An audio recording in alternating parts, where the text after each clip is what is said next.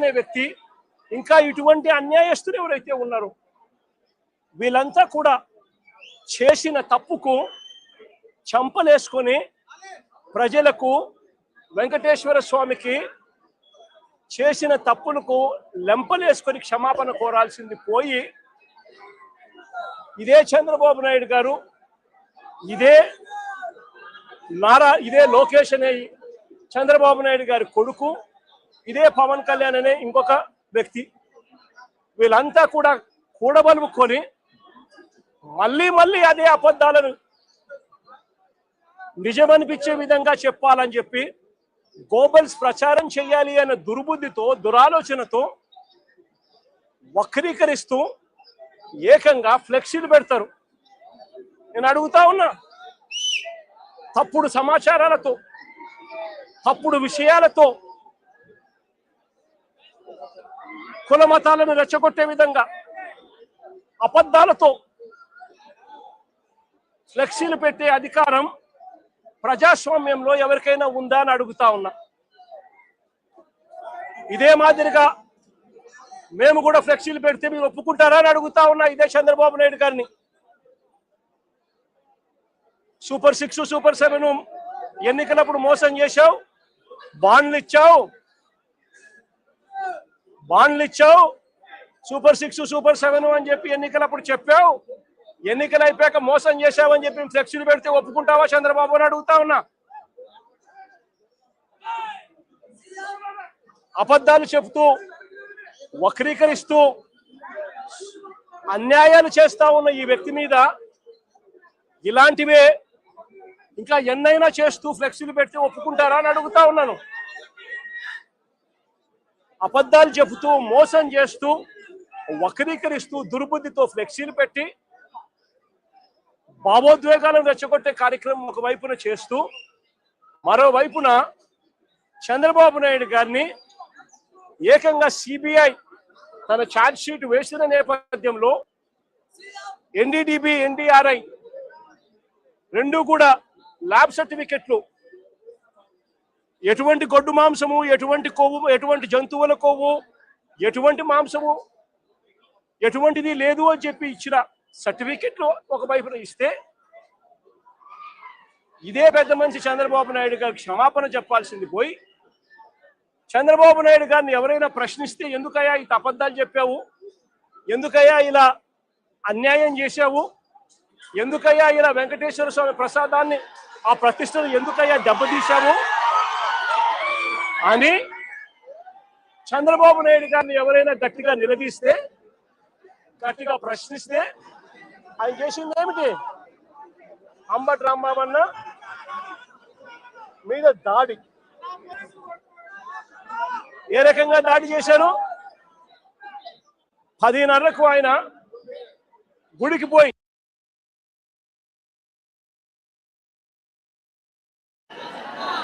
గుడిలో పొద్దున్నే చంద్రబాబు నాయుడు గారికి జ్ఞానోదయం రావాలి అని చెప్పి పూజ చేసి గుడిలో నుంచి ఆయన బయటకు వస్తా ఉంటే, గుడి నుంచి మళ్ళీ ఆయన ఇంటికి వచ్చే మార్గంలో, గుడి నుంచి ఇంటికి వచ్చే మార్గంలో ఏకంగా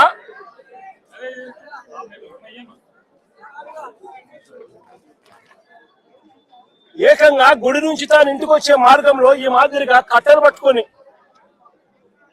పోలీసులను పెట్టుకొని, పోలీసుల సమక్షంలో ఈ మాదిరిగా అడ్డగించాలని చెప్పి, రాంబాబుని అడ్డగించాలని చెప్పి ఈ మాదిరిగా నడి రోడ్డు మీద పోలీసుల సమక్షంలో పోలీసులను పక్కన పెట్టుకొని కర్రలులా పట్టుకొని, కర్రలతో తెలుగుదేశం పార్టీ వాళ్ళు కారు అడ్డగిస్తే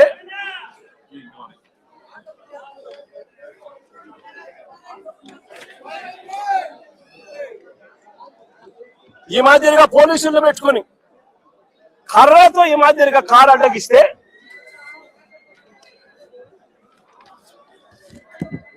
కారులో ఉన్న రాంబాబన్నను కారు అడ్డగిచ్చి కారును బాదుతూ పోలీసుల సమక్షంలోనే అనకూడని మాటలంటూ బూతులు తిడుతూ తనను బూతులు తిడుతూ తన కారు మీద దాడి చేస్తే రాంబాబు అన్న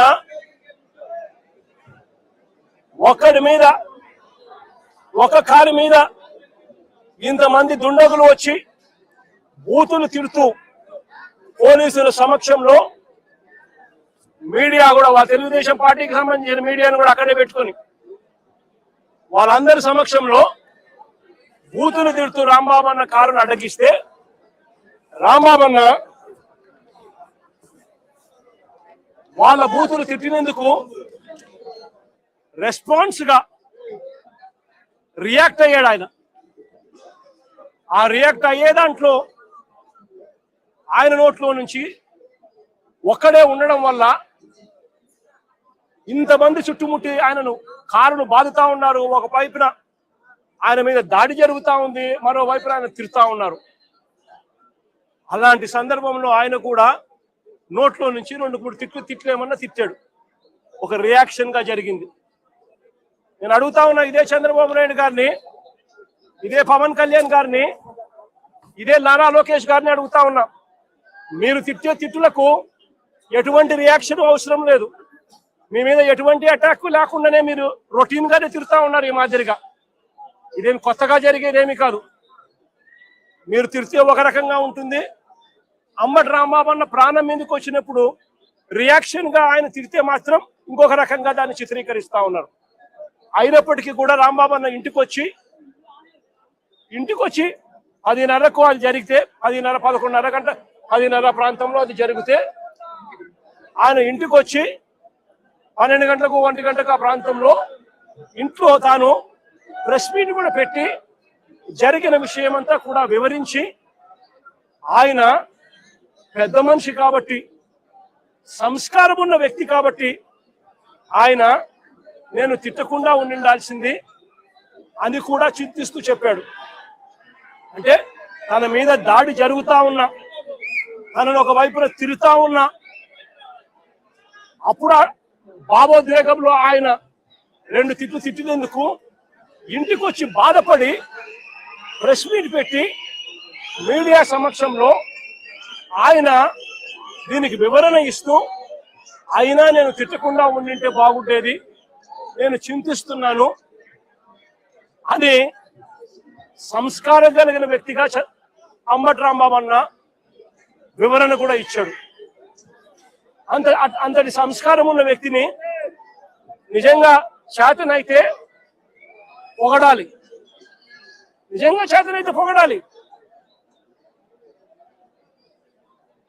తప్పు చేశాడు, వాళ్ళు చేసిన దానికి, వాళ్ళు తిట్టిన దానికి, వాళ్ళు ఆయన కారు మీద దాడి చేసినప్పుడు జరిగిన భావోద్వేగ పరిణామంలో కూడా ఆయన ఒకవేళ తిట్టింది తప్పే అయితే క్షమాపణ అని చెప్పన్నట్టుగా తాను చింతిస్తూ చెప్పినప్పుడు శాతనైతే తనను చేసిన మంచి పనికి పొగడాలి. కానీ వీళ్ళేం చేశారు, దాన్ని వక్రీకరిస్తూ, దాన్ని ట్విస్ట్ చేస్తూ ఏకంగా అంబటి రాంబాబును హత్య చేయడానికి,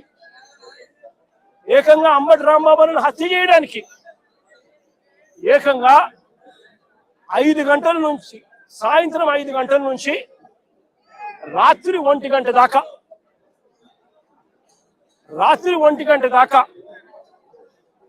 సాయంత్రం 5 గంటల నుంచి రాత్రి 1 గంట దాకా సాక్షాత్తు ఈవిడ ఎమ్మెల్యే గల్లా మాధవి ఇక్కడ మనుషులను వేసుకొని వచ్చి ఈవిడ ఆధ్వర్యంలోనే రాంబాబు అన్న ఇంట్లో దాడి, 5 కార్ల ధ్వంసం, అద్దాలు ఇంట్లో ఇరిగిపోయినాయి, సామాన్లు ఇంట్లో ఇరిగిపోయినాయి, పక్కనున్న ఆఫీసులో మొత్తం అన్ని పగలగొట్టేసినారు. ఇంట్లో ఆడవాళ్ళు ఉన్నారు, ఆడవాళ్ళ ప్రాణాలకు నష్టం జరిగే విధంగా తిడుతూ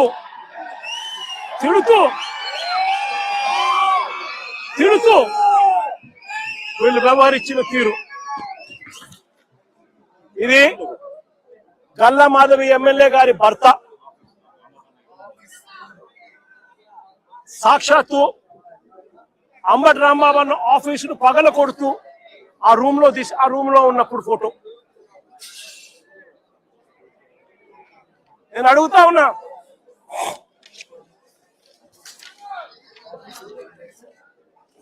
అంబటి రాంబాబు అన్న ఆఫీసును కాలుస్తా ఉన్న ఫోటో.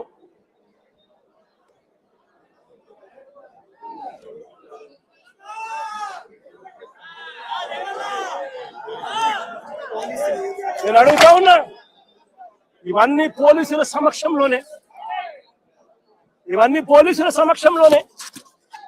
5 గంటల నుంచి ఇవన్నీ జరుగుతూ ఉంటే,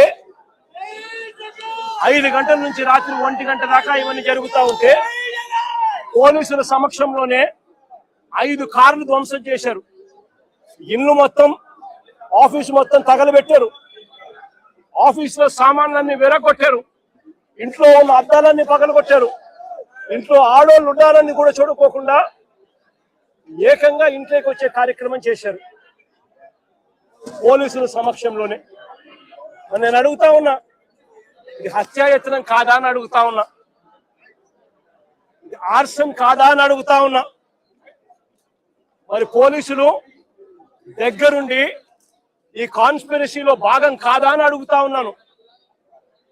ఇదే పోలీసులు బాధ్యత వహించాల్సిన, ఇదే పోలీసులు బాధ్యత తీసుకొని ఉంటే ఈ మాదిరిగా జరిగి ఉండేదే అని అడుగుతా ఉన్నా. ఇక్కడ నుంచి ఎంత దూరంలో ఉందండి డీజీపీ ఆఫీసు? ఇక్కడ నుంచి ఎంత దూరంలో ఉందండి ఎస్పీ ఆఫీసు? ఏకంగా గుంటూరు సిటీలో, గుంటూరు నగరంలో ఎస్పీ ఆఫీసు, ఎస్పీ ఇల్లు ఇక్కడ నుంచి కూతబేట దూరంలో ఉంది. ఎంతమంది డిఎస్పీ లేరు, ఎంతమంది సిఐ లేరు. డీజీపీ ఆఫీస్ ఇక్కడ మంగళగిరిలో ఉంది. ఇక్కడ నుంచి కూతబేట దూరంలో మంగళగిరి, అక్కడ బెటాలియన్ ఉంది. కనీసము ఈ పోలీసులు ఫోన్ చేస్తే కూడా రెస్పాన్స్ లేదు. మా పార్టీ నుంచి బొత్స సత్యనారాయణ ఇలాంటి సీనియర్ నాయకులు, ఇంటెలిజెన్స్ డీజీకి, చీఫ్ సెక్రటరీకి, ఇలాంటి పెద్ద పెద్ద ఎస్పీకి, ఐజీకి, ఇలాంటి అందరి ఆఫీసర్లకు ఫోన్లు కొడితే కనీసం ఫోన్లు కూడా ఎత్తరు. కాన్స్పిరసీలో భాగం కాదా ఇది అని అడుగుతా ఉన్నాను. 5 గంటల నుంచి, సాయంత్రం 5 గంటల నుంచి 1 గంట దాకా 5 కార్లు పగలు కొడుతున్నారు. ఆఫీసులు తగలబెడతా ఉన్నారు. ఇంట్లో అద్దాలు పగలు కొట్టారు. ఇంట్లో చొచ్చుకొని పోయినారు.